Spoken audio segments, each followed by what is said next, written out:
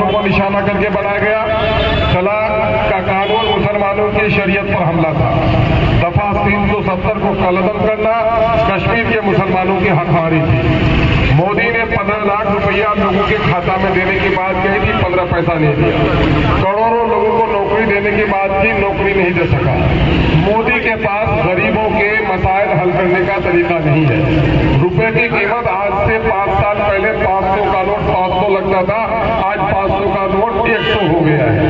Dollar के मुकाबले में नोट की कीमत घट गई है। मोदी तरक्की का कोई काम नहीं कर सका है। अपने इन तमाम नाकामियों को छुपाने के लिए उसने हमेशा मुसलमानों को निशाना बनाया है। बाबरी मस्जिद टूटी तो 2 से 88 इनके पार्लियामेंट के मेंबर हुए। गुजरात में मुसलमानों का खून बहाया तो दिल्ली के गद्दी पर ये बैठे हैं। इनको ऐसा लगता है कि मुसलमानों का खून बहने से ही मेरी गद्दी हमको बरकरार रहेगी। अभी इन्होंने राम मंदिर बनाया है, लेकिन राम मंदिर जहां बनाया है इनके काले कारनामे की वजह से इनकी पार्टी के नुमाइंदे का जब्त होते हुए इलेक्शन जो ये होता है कि जमानत जब्त होने का लायक हुआ। मोदी मुल्क की तरक्की के लिए कोई काम नहीं कर सका है, मुसलमानों को निशाना बना है। मुसलमानों होश में आओ। आज मुसलमानों का मामला है, कल सिखों का, परसों बुद्धिस्टों का, दलितों का। इस इलाके के दलित भाइयों को भी हम कह देते थे कि मेरे दलित तुम्हारा हक छीन सकता है। तुम्हारे बच्चे को नौकरी नहीं दी जा रही है। रिजर्वेशन पर नौकरी बाबा साहब अम्बेडकर ने तुम्हारे तय किया था और मोदी सारी चीजों को प्राइवेट करके तुम्हारी नौकरी खत्म कर रहा है। मजहबी जुनून में मुल्क को जलाया जा रहा है। ये कानून, ये काला कानून, ये खुली हुई तलवार सिर्फ मुसलमानों के गर्दन पर नहीं है, बल्कि देश के संविधान पर भी है, हिंदू मुसलमानों के मोहब्बत पर भी है।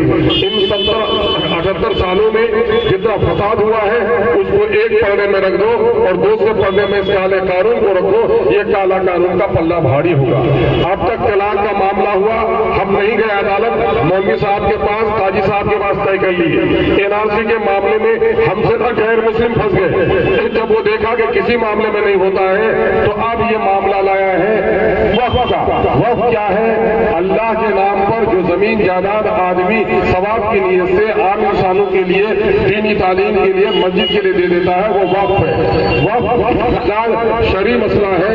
अपने जान से ज्यादा हम अपने रसूल से मोहब्बत करते हैं और अपनी जमीन और जन्नत से ज्यादा हम अल्लाह के घर और ईदगाह की और कब्रिस्तान की हिफाजत के लिए दम भरते हैं। हम गर्दन कटा सकते हैं, लेकिन अपने मस्जिदों में ताला लगाने की किसी बेईमान को इजाजत हम नहीं दे सकते हैं। आज इस मुल्क में एक मस्जिद नहीं, हजारों मस्जिद में ताला लगाने की कोशिश की जा रही है। अगर वक्त रहते हुए हम नहीं जगे हैं तो इज्जत से जी भी नहीं पाते हो, मरोगे तो कब्रिस्तान में इज्जत से दफनाने के लिए भी नहीं किया जाएगा।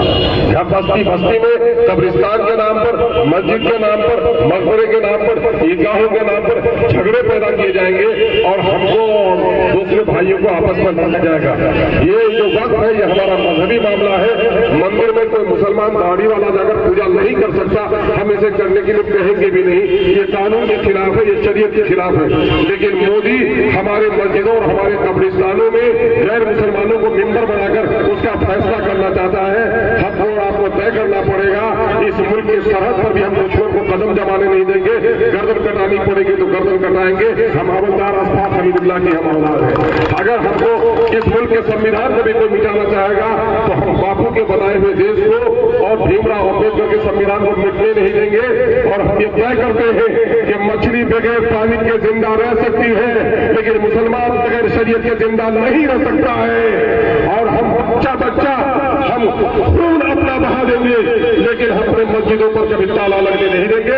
अगर आप ये चाहते हैं तो 20वीं तारीख को सारे लोग किशन में जाइए और अपने इज्तिमाइयत का सबूत दीजिए। पहली बार सारी सियासी पार्टियों ने, एनडीए को छोड़कर सारे आलिमों ने एकजुटता का मुतालबा किया है। संस्था के लोगों उस दिन दुकानें बंद होनी चाहिए। बारात से बचो और उस दिन जाकर के जलसे को कामयाब करो। बस कम है और हमारे इजहार भाई को भी अपने ख्यालात का इजहार करना है, लेकिन मामला सिर्फ यहाँ की गुफ्तगू का नहीं बल्कि 20 तारीख को आपकी हाजिरी होनी चाहिए। बहुत बहुत शुक्रिया। अस्सलाम वालेकुम।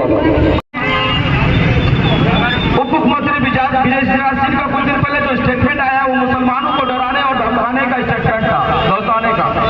मैं माननीय मुख्यमंत्री बिहार सरकार एक बार सभी नारा लगाए, बिहार सरकार केंद्र सरकार, बिहार सरकार, बिहार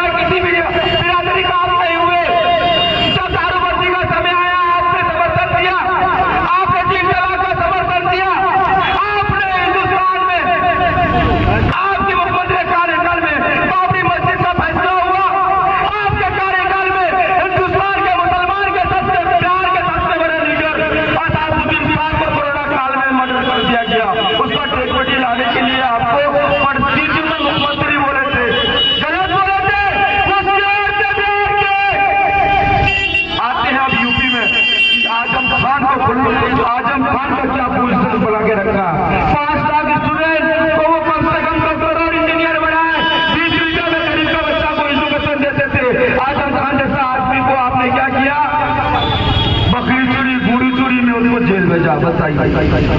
आप अतिक अहमद साहब को कोई और गोली मारे, आपके प्रशासन के मौजूद में गोली मारा गया।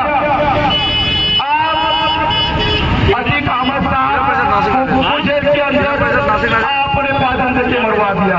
मुसलमान